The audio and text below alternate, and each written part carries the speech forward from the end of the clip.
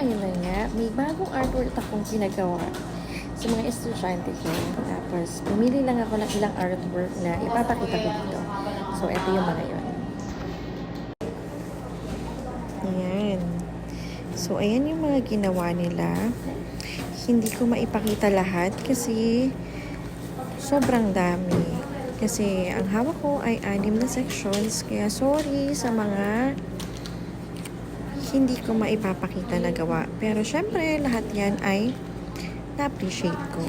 Ayan. Yan yung mga gawa nila.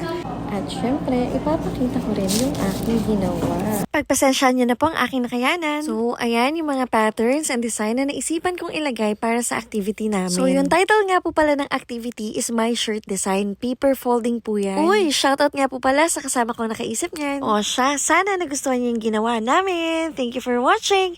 Yun lang! Bye!